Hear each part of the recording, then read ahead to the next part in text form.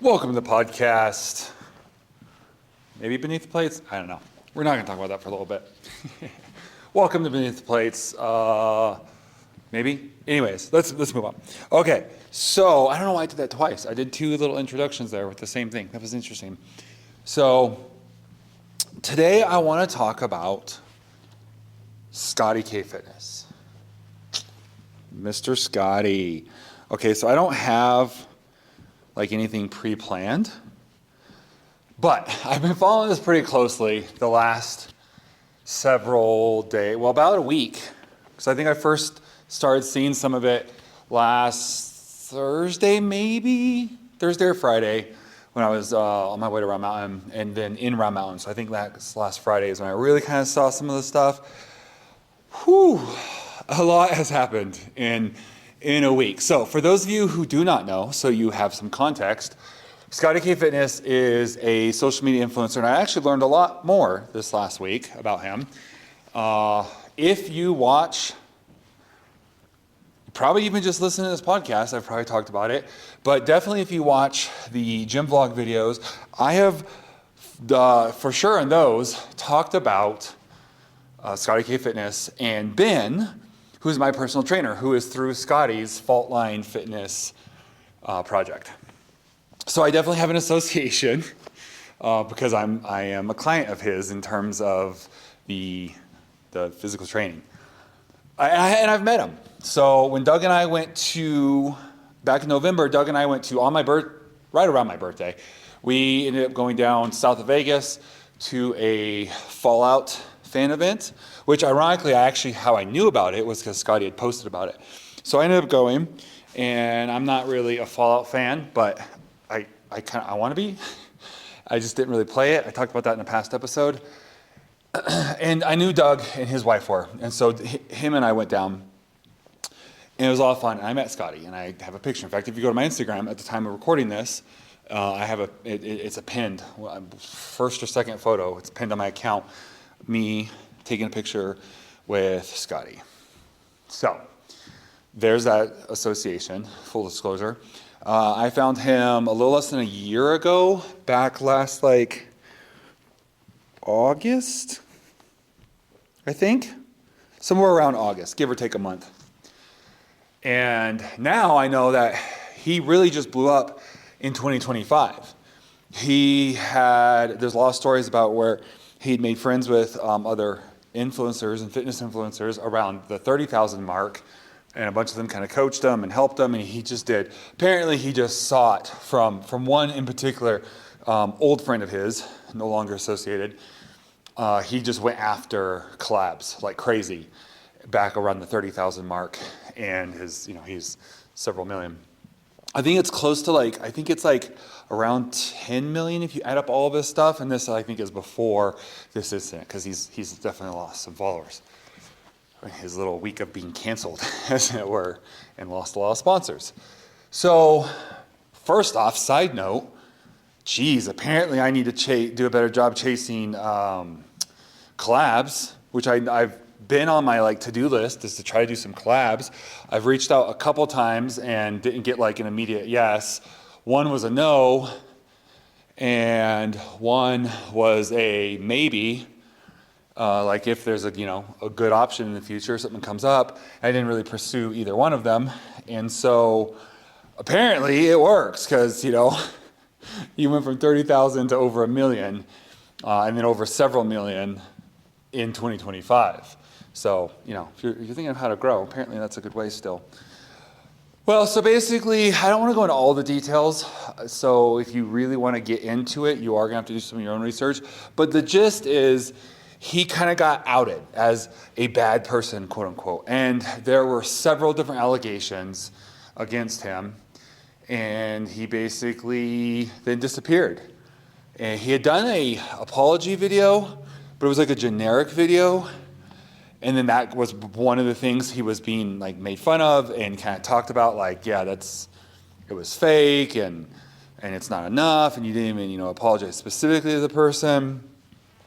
So he kind of disappears for 3-4 days, and then he comes back with a response video, and essentially quote unquote, clears everything up. And so some people are like, yep, that clears it up for me. Others are like, some of it clears up. Some of it, like the very fact that he's been accused of all this is a bit of a red flag. And then others are like, no, all you do is blame other people and, no one, you're being exposed and people are finally seeing you for what you are.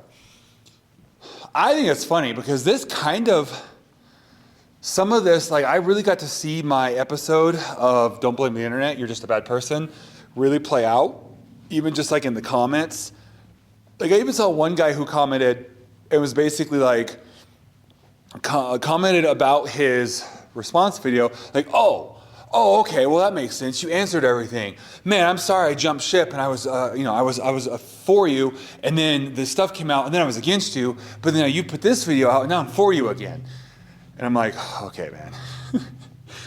It makes me think of high school when we read Julius Caesar, and they got up and they spoke, and the audience was all for it, and then the next group got up and spoke. I think Mark Antony got up and spoke, and then they were agreeing with him, and so whoever spoke last basically persuaded the crowd.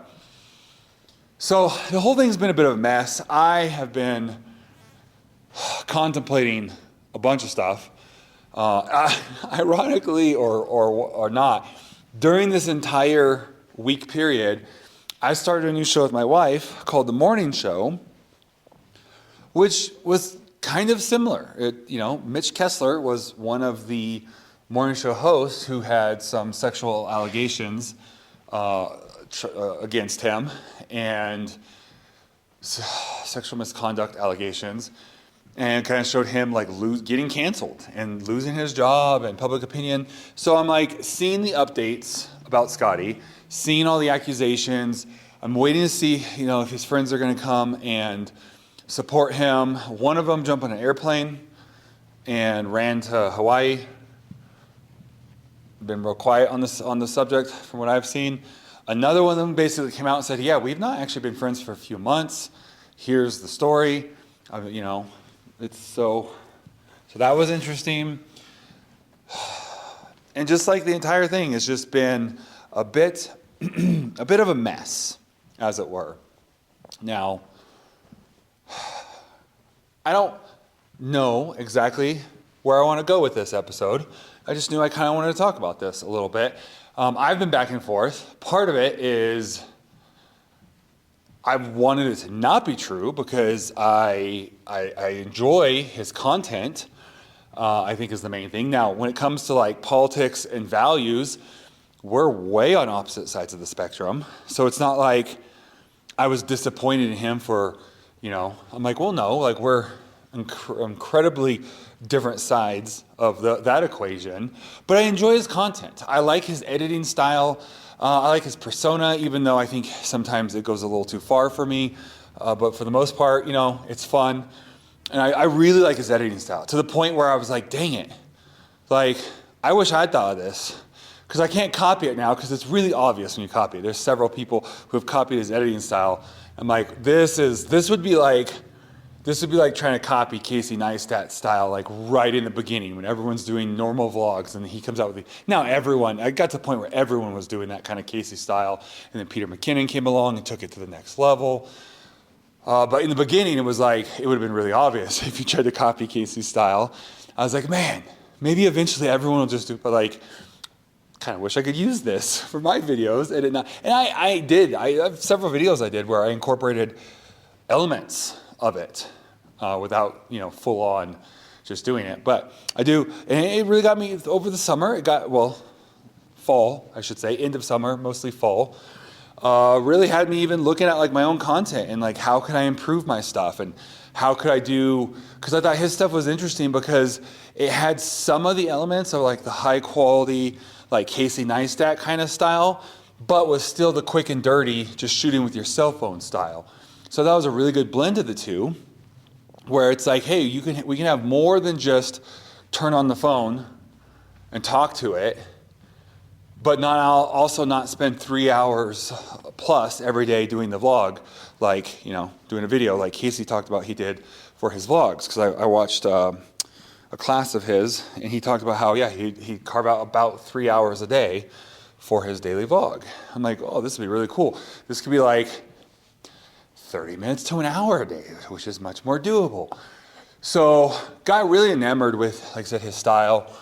He seemed like a pretty cool guy, but yeah, there was, some stuff there. So I think it's a little early, at least for me. I'm holding off judgment.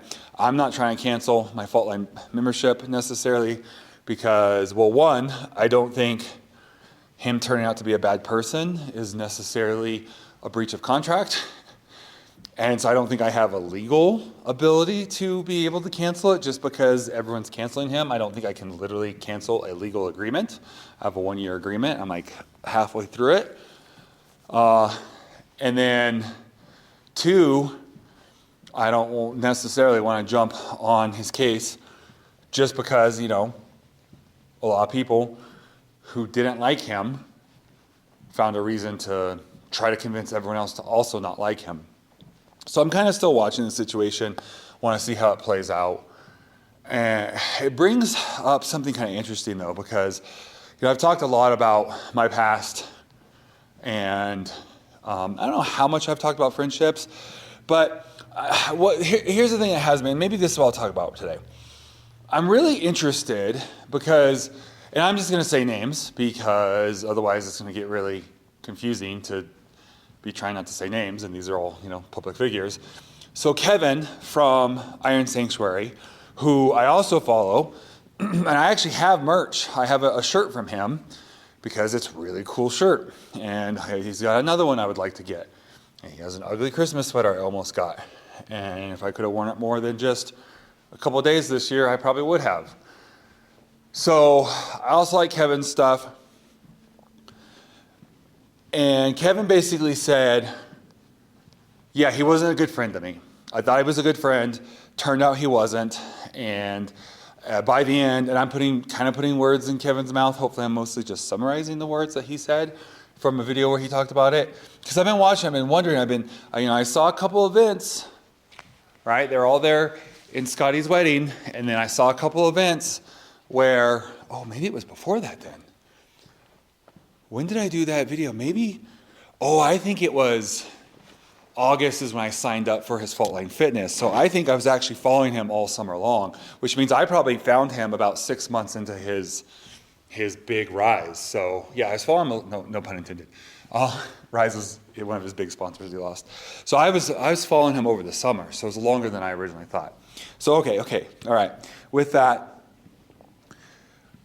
I noticed Kevin wasn't in a lot of his content, and I was like, well, why is look, there's in the gym Zeus is there, they're doing this thing, why is Kevin not there? And I think the event I specifically noticed that is the event Kevin's talking to that he wasn't even invited to, and so I don't know. Kevin could be 100% right, and Scotty is basically like a narcissistic, not a good friend, and used him and then dumped him, or it could be something I want to talk about for a second. If it just wasn't a good pairing, right? So there's a difference between two people not being a good matchup to be friends and someone being a bad person or a bad friend. Hold on, I need to take a drink of water and then I'm going to go into that.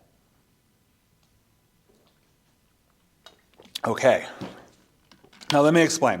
And the reason I kind of noticed this and I bring this up because I've gone through this twice, where it was just a bad matchup.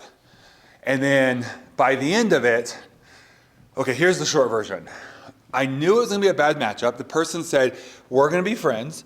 And I was basically like, no, it's not going to work out. Like our personality types, they're not going to work out. And then the person said, no, it's going to work out. We're going to be best friends. I'll make sure it works out. And then a period of time later, that same person said, hey, this isn't working out. You're a bad friend. And you're a bad person. And I said, no. Remember, I told you this wasn't going to work out. And you said, it's going to work out. I will make sure it works out. One of the friends, I told him, I said, hey, I've already gone through this. And I'm going to give names here in a second. And then we'll be very open in this episode. I actually have to pause because I think my wife's Valentine's gift is here. Yep, looks like my wife's Valentine's gift is here. So I am going to go grab that and deal with that. And I will come back and follow up with this episode in a minute. Okay, I am back. Indeed, our Valentine's gifts are in. Today's not Valentine's Day. Today's Monday. Valentine's Day is Saturday. But we both have gotten each other gifts that were going to be delivered today. And so we decided just to do gifts today. So also, if you're wondering, like, yeah, we live in a small town. We can't go shopping. We have to buy things online. So we can't just go out and be like, I'm going to go shopping and find my wife something. We do sometimes, like, we'll drive 4 hours to another town to do shopping for Christmas. But yeah, normally we have to order everything on Amazon. Okay, back to what we're talking about. So, Scotty, Kevin situation. I'm like, is it what Kevin's saying? And Scotty's just a bad friend. He's had several people basically accuse him of this and essentially say, yeah, he was like, we met him. He seemed like a good guy. We took him under our wing. He was around 30,000 people, followers. We helped him out. We did collabs. We, introduced him to some other people. And then he basically didn't need us anymore. And only time he stopped calling, only time he'd call was either if he needed something from us or to brag about how good he was doing. Now, that definitely sounds like some either full-on narcissism or narcissistic tendencies. And I am fully qualified to talk about this because I struggle with narcissistic tendencies. By definition, I'm not a narcissist because I'm too aware of my narcissistic tendencies to be an actual narcissist. But I do struggle with narcissistic tendencies and just, self-centeredness. I heard a story once, I'll put it in perspective. I heard a story once of a husband who there was a unopened Pepsi bottle and a Pepsi bottle with a little bit left of flat Pepsi. And he watched his wife serve him Pepsi thinking she was going to pour the little bit of flat into his cup and then pour the rest on top of it and then pour herself a full cup of good Pepsi. And then he saw that she gave herself the flat Pepsi mix and him the full Pepsi. And I think that kind of put it in perspective for him, oh, she's a better person than I am. Because I would have been very tempted, right? And I kind of resonate with that. And I've always been, I heard that early in marriage, so I've always done my best to try to put my wife first with stuff like that. But sometimes it can be hard because I do think of myself first. And then I have to then rationalize myself, right? Some of you are listening to this and be like, oh my gosh, you're a horrible human. No, we're just different people, are wired different. And I do, I'm self-centered. And I struggle with being self-centered and narcissistic tendencies. I've gotten a lot better, especially in the last 6 months. I've gotten a lot better in the last 6 months. So I have had 2 friendships almost exactly like what Kevin is describing with Scotty. Now, again, Scotty could be an actual narcissist, and he could be a piece of crap, and he could only care about himself. But it was close enough to some of my relationship struggles that I thought I would share. So I talked in the past about, been bullied and stuff, and and then no sympathy for it because I was a super tall kid. And so, when a super tall kid, they just assume, he can't be bullied. But just my bullies bullied me other ways. And I've talked about that a little bit. So I had at a young age, a lot of situations where I felt betrayed. Specifically by some friends who I thought were my best friend, and then I felt betrayed. And I've had a couple of good friends who, I can think of one, Mike Caceres. I probably shouldn't have said his name, but I'm not saying negative, so I guess that's fine.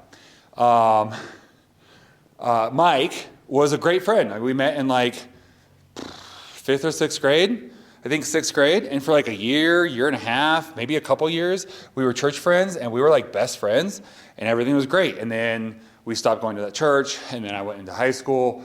Well, we both went in high school, and we just kind of felt grew apart. So there's no issue. We talked on the phone a few times to try to catch up, but it was just one of those we were a couple of dudes. We weren't just going to sit around and talk about our feelings all the time and how we missed each other.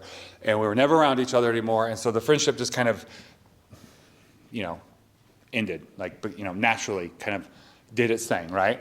So other than that, most of my friendships haven't gone super well. A lot of them ended with me being betrayed some way. So I'm reticent to be to let people in on that level.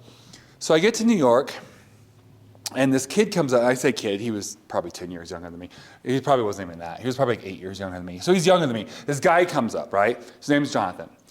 And Jonathan, if you're ever listening to this, I'm trying to be super pragmatic with this. So I'm sorry if anything I say offends you, and I'm sorry for all the times I offended you while we were friends. So long story short, Jonathan comes up and is like, hey, we're gonna be best friends.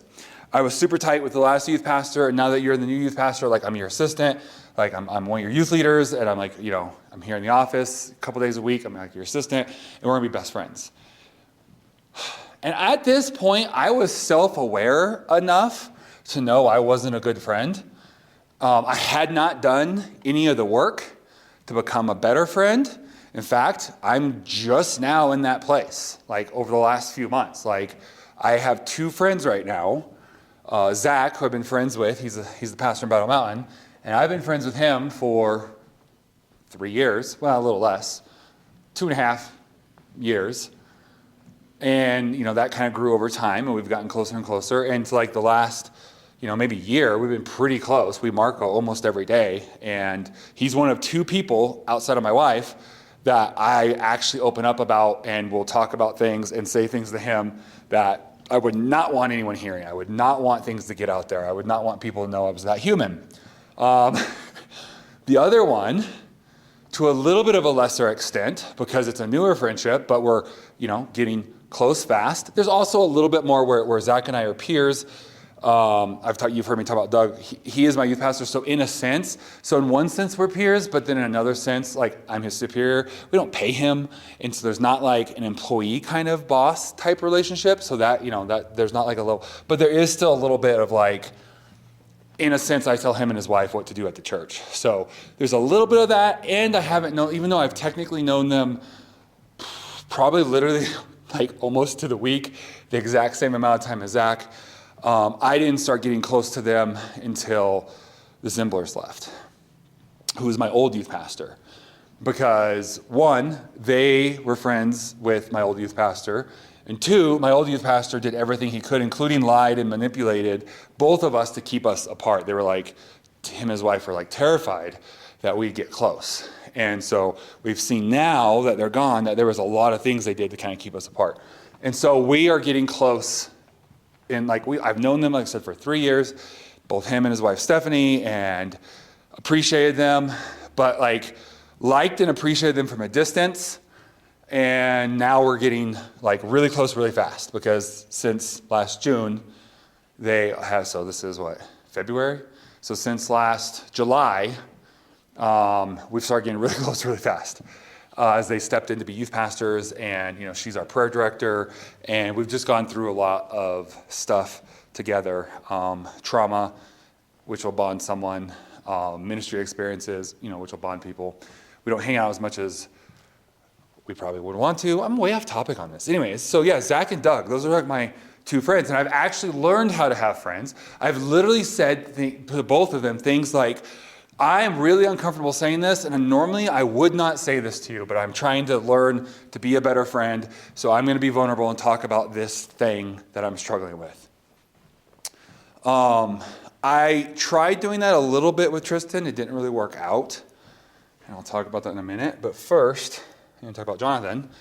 So he comes up, hey, we're going to be best friends, and I told him, super upfront, hey, man, at first I tried to blow him off, and when it was clear that he wasn't taking no for an answer, I kind of sat him down and I said, listen, you don't want to be my friend. I am not a good friend. In fact, I'll go as far as saying I'm a bad friend.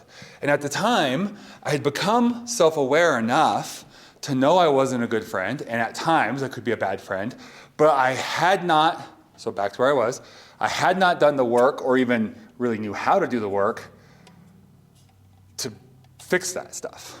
Like I said, I've only been doing that for the last 1.5 years, because when you have bipolar and you don't know it, you don't know how to fix it. You don't know what to do. You just know that sometimes you're friendly and sometimes you're not. And sometimes your friend feels like you're there and you care about them, and sometimes they don't. And so by definition, I'm like, well, that makes me a bad friend. Especially because I would, at the time, snap and go off on him at times when he did something that I perceived as being dumb or lazy or foolish. And there always was a little bit of the underling principle. So yes, we were friends, but we weren't really peers because I was his boss. Like, I was the youth pastor and he was the assistant to the youth pastor. And so there was always that he was always reporting to me, and I was always the one, I was giving him assignments and letting him know, evaluations. And so there was always that element to it. So I think that kind of doomed it from the beginning too. Also, there was just a personality conflict. Our personalities just did not mesh well. And, you go into love languages and communication styles and whatever personality profiles you want to run, we didn't mesh well. And at the time, I was pretty unhealthy. I think I was coping pretty well, but I was pretty unhealthy. We'd just come out of a really bad 4-year situation in Virginia. And I basically had really good Band-Aids at the time, is probably a good way to say it. But there was still, some issues there. So, he wants to be best friends. And we were friends for, out of the 3.5 years we were there, I think we were tight for 3 of those years. It definitely got more and more strained as time went on. Maybe a little less than 3 years, but right around 3 years, over 2.5. And I wasn't giving him what he needed, and then he was irritating me. And so it was one of those things where it was and I told him from the beginning, this isn't going to work. We will not mesh very well, and I'm not in a place right now where I can even be a good friend. I came here to work hard, not to make a bunch of friends. And I got trauma from my last church, and I want to put my head down and just work really hard and be successful here, right? I'm not looking, for a best bud, as it were. And he was determined that we were going to be best buds. And he was constantly frustrated. And by the end, I don't want to say he gave up. He did eventually quit that position a couple days before we fired him. Sorry, Jonathan, if you are listening, which I don't think you ever will. We were about to fire you. In fact, we were supposed to fire you the week before you quit. And then we got busy that day and didn't do it. And then you quit the next week, literally the day or two before we were supposed to fire you. I just realized that's a really horrible way to say that. But he's never going to listen to this, so I don't have to worry about that. It just wasn't working. And he was moving on at that point too. So it was it wasn't like he was a bad person. It was, that position was no longer, it started as a volunteer position that turned into a paid position. It was very part-time. It was quarter time, and he was getting promotions and moving on in his other job. It just wasn't working anymore. So it was one of those where it just wasn't a good fit, which is eventually why I left, probably 8 months later, because it was no longer a good fit for me either. So all that to say, I came out of that friendship and was okay, I'm going to be careful to never be friends with that personality type again, because it's just not fair to either of us. Because I'm going to be frustrated, and then they're going to be hurt. So I'm never going to be friends with that personality type again. Then I meet Tristan, not that long afterwards. And we get pretty close pretty fast. And he knows about Jonathan and the whole situation. And so at some point, he finally goes, I have to tell you something. And I'm like, what? And he's like, I'm the same personality type as Jonathan was. And I'm like, what?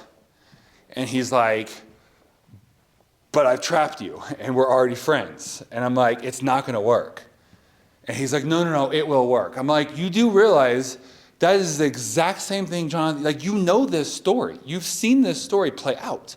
Because if Jonathan was under me, Tristan was under Jonathan and worked for Tristan as a volunteer. So Jonathan started as my volunteer leader, and then eventually became paid. Tristan was on the front of house media team, which is what Jonathan was in charge of. It was one of the things he was in charge of, was the front of house media team. So I'm like, Tristan, you literally saw this play out. This is not going to work. He's like, no. he basically said he was better than Jonathan and could make it work. So even though Jonathan thought it could work, he's like, Jonathan was an unhealthy this personality type. I'm a healthy this personality type. Spoiler alert, he was significantly, well, probably in just different ways, just as unhealthy. And Jonathan did the work. And Jonathan, again, we're not, and like he'll text me on my birthday and occasionally send me a birthday gift and message back and forth. A lot of love for Jonathan. And Jonathan put in the work. He went to therapy or whatever.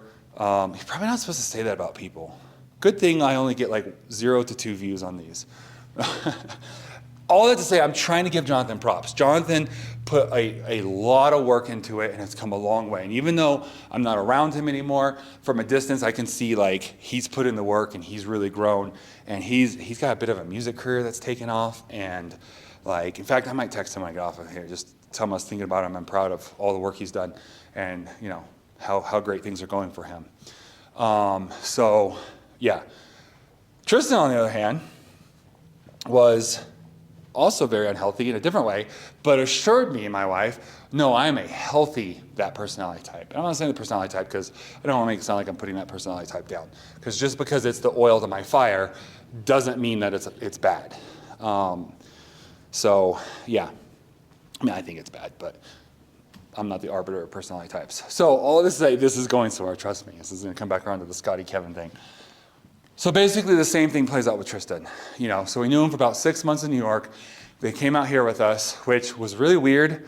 And we're like, I don't know about this, but they're saying that they're hearing from God, so we're not going to try to get in the way of that. So they come out here. They were here for just about exactly 2 years. And then the whole thing happened again, basically. It got to the point where it's like, it's so hard to be your friend, and I feel like you don't like me. And I'm like, Tristan, I told you this going into this.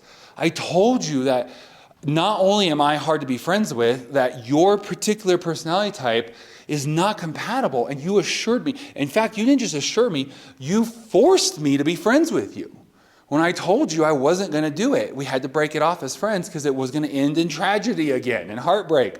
And you said, no, it wouldn't. You were healthy. It was going to work out. And it's like, I literally said this would happen, and you said, no, we have to be friends. God has put us together as friends. And then, and it basically ended with betrayal. So that one, I got both. I got the whole, didn't work out, like with Jonathan, and the betrayal of like all the other friends, where first and I'm just going to air some dirty laundry here because it's my podcast, but just so we have the context, because otherwise it's going to make me sound like the bad guy, and I think it's like a tit for tat thing. I hope that's also not an expression we're not supposed to use anymore. I'm going to have to go, there needs to be a book like that comes out twice a year and updates you on things. We're watching a show. I was telling you we were watching a morning show, and the weatherman said like the groundhog was his spirit animal. And then he was, getting canceled because you're not allowed to say that. And I'm like, okay, I got to keep up on these things if I'm going to have a podcast and YouTube videos. I got plenty of offensive things to say. I don't need to accidentally be offensive. Okay, so Tristan, a couple of things. We told him in confidence. He was the first person we told about the bipolar, other than my kids. And he went out and told others, at least one, Doug and Stephanie, but then basically said, but you can't tell them but that we told you because then that'll ruin the friendship, and put all this undue pressure on Doug and Stephanie that was like stressing them out and making them super uncomfortable. And then after they actually left, him and his wife went around, particularly his wife, and spread a bunch of rumors about us around town. So I understand betrayal, and this wasn't just like childhood stuff. Like this was like 8 months ago. So I get, even as an adult, the idea of betrayal. So with that as the background, the whole Scotty Kevin thing, I can see it from both sides, because like I can see it as, yeah, it's very likely that Scotty was just a bad friend who, whether it was intentionally or unintentionally, was just using Kevin and these other people. And I could see it from that because I've done that. Mine was on the unintentional side. I've never intentionally used someone that I can think of. I'm sure I did as a kid or whatever.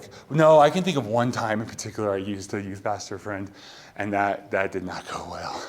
I don't think I've ever done that ever again.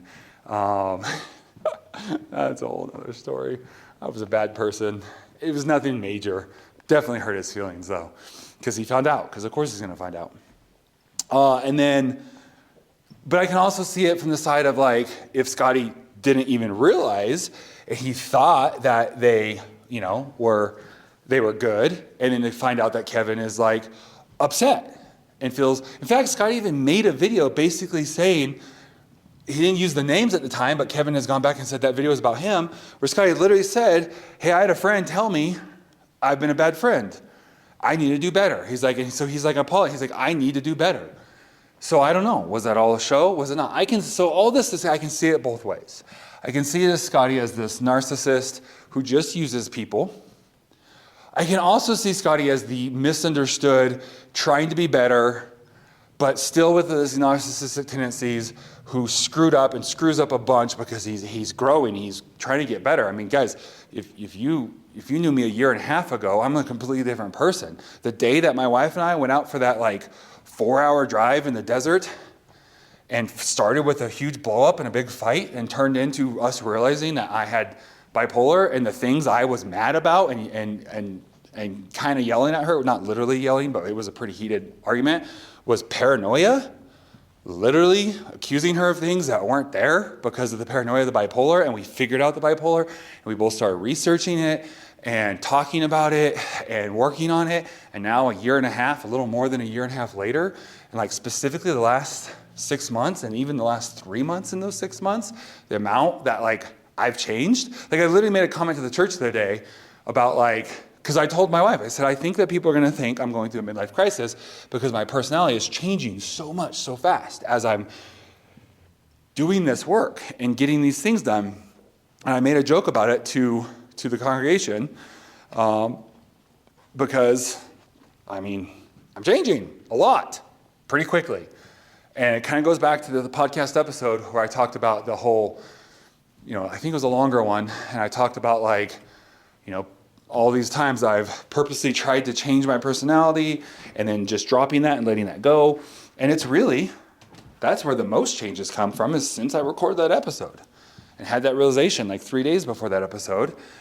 And I've been actively trying to peel away all of the emotional armor I have built up over the years. That stresses me the crap out because it's not who I actually am. Hold on, I need to take a drink. So as I've realized that, and over the last, probably even month and a half since I did that episode, that I've been actively peeling that back, even my personality is changing. I'm noticing a huge difference on how I process things, how I'm not getting overly angry very easily anymore. My short temper that I was doing a pretty good job controlling, but then sometimes would get out of hand, is almost gone. It's probably 80% reduced from my opinion. I don't have to ask my wife, and probably my middle son, because they're the ones who are around me the most that would pick up on it. But drastically reverting back. So all to say, I don't know. I can see it both ways. I can see it as Scotty as the actual villain of the story, or the misunderstood, like an Aladdin story, right? He's trying to grow, he's trying to become Prince Ali, and unfortunately, even though he's doing a good thing and a noble thing, he goes about it the wrong way a lot of times, the lying about the prince, just the different things, right? That eventually causes him and Jasmine to have this essentially breakup, but then eventually they get through it. Is that what this is? Are we just in the period where Aladdin and Jasmine have broken up, but then are going to reconcile, and Aladdin's going to actually become the good guy without having to pretend to be Prince Ali?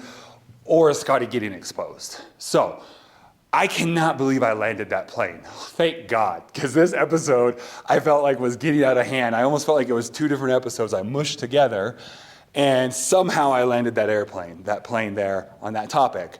Boom, I'm so excited for that. Yes, that last thing I just said I feel like is borderline brilliant. So that, I guess, time will tell. Only time will tell which of those two it is. And I'm honestly hoping it's an Aladdin story. And, something he said in his video that kind of resonated with me, that kind of makes me think, well, maybe he's, he's not a charlatan and he's not trying to bamboozle people and he's finally being exposed, is he basically talked about like this concept. He said something about like, he's just trying to become better than where he started. And where he started was basically I'm adding some words in here, but as an angry son of 2 homeless drug addicts. Like his dad abandoned him. He never knew his dad. And he says that's basically why he changed his name. It wasn't to hide allegations. It was he was getting married and he didn't want to give his wife his family name because his family sucked. And then his mom was like a homeless drug addict that I think eventually abandoned him too. He came back from like church camp, I think. And she'd moved and didn't tell him where he'd moved to. So, he's coming from a very low place. And so now he's trying to, much like Aladdin, as a street urchin, right? As he's called in the movie. Again, I realize that could be an offensive term. I don't know. But in the movie, right, they call him that. And he's like, I'm not that. Or street rat. Street rat, maybe. Yes, street rat, sorry. Same term, basically, I believe. And so I'm hoping this is just a hiccup on his path, his redemption path, where he could have just been another wife abuser, drug addict, or dead from his past, or some whiny victim, and instead he has been he realized, much like I have multiple times in my life realized, I need to make changes. Sometimes I've gone about it the wrong way. Thus the episode that I alluded to today, where I artificially changed my personality and caused a lot of these issues, or exacerbated a lot of these issues that I had, that I'm just now working on repairing, right? And hopefully that's the case, where he's just made some false turns or some false steps, some wrong turns, and this is actually an Aladdin story of him becoming, Prince Aladdin and not having to put. He even said he's done playing the character of the internet's favorite dad. He shaved the mustache, and he's like, I'm done doing that. It's going to be interesting to see his content as he starts producing it again, to see what that looks like if he's no longer playing that character. But hopefully he's basically like, yeah, I'm dropping Prince Ali. I'm going to actually try to do things the right way now and just be Scotty. So let me know in the comments. I'm still, like I said, this could go either way. Hopefully you don't take this as me making some, opinion either way. I think the jury is still out on this. I have my hopes, and I'm not unbiased. Like I said, I have a relationship with one of his coaches. Ben is a great guy from my experience with him. I mean, I don't know him, but he's been a great coach. And, Ben was there when I went through a lot of this betrayal stuff. He's my freaking, fitness coach.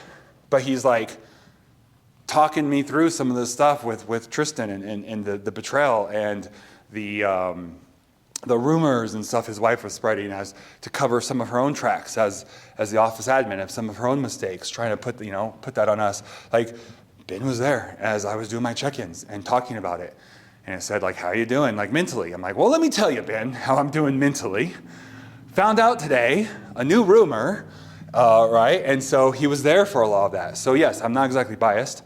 I hope Scotty turns out that he is a good guy who has stumbled on his path to becoming Prince Aladdin. And I hope that, he's finally just given up the Prince Ali thing and can be himself and be genuine, and it works out for him. I also hope the things that he's been accused of, the more serious things, some of them are just stupid, let's just be honest. Some of the things people are accusing him and they're just stupid. In fact, some of them he didn't even deny. He's like, yeah, I did that. Get over it. It was funny. I don't care. But then hopefully some of the things, the more serious things, are not actually true, which he denies them. And hopefully, because some of those things, in my opinion, you can't really come back from. So let's hope. Here's hoping for the best. And today's episode, I appreciate you hanging out with me on this episode. Sorry if it was a kind of a weird Frankenstein of was he trying to talk about Scotty, or is he trying to talk about his past relationships? Well, I was trying to relate to the situation and say that I can see it kind of from both sides. But I don't know how well I did sandwiching those together. Hopefully I layered the meat and cheese and lettuce and tomato and bacon and all that stuff real perfect. I know bacon's meat, but it doesn't count as lunch meat. It counts as bacon. Bacon always counts as bacon, even though it's technically meat. So, I don't know. But leave a comment. I'd love to hear your thoughts, to read your thoughts, I guess, on where you stand on this entire situation. So let me know. Leave a comment. If you made it this far, please take a second and leave a comment and let me know if you're yay or nay for Scotty, or kind of what your thoughts on this whole situation are. And yeah, hopefully I don't get canceled. One of the things that he first got in trouble for was doxing someone, giving personal information. Hopefully I don't get in trouble for using actual names in this episode. Like, my intention was, that's my past. So it's my story as much as theirs. And, don't think I said anything too incriminating. Maybe about Tristan and Rebecca. Maybe there's still some feelings there, and so I'm whatever. But it all happened. At least that is my perspective of how everything happened. And it's my story. I'm telling it. I guess I could have tried to keep out names, but anyone who knows, who would know who I was talking about, and anyone who doesn't know, those are just made up names. He's not online. You can go Google his name and find like 5 things, like a picture and an article about some mechanic job. That's about it. Like, there's not much online. So, yeah, hopefully that's cool. And I at this point, I feel like I'm on a ride that won't stop. So I am going to jump off. Thank you guys for hanging out. Love you. Have a blessed day. See you in the next episode.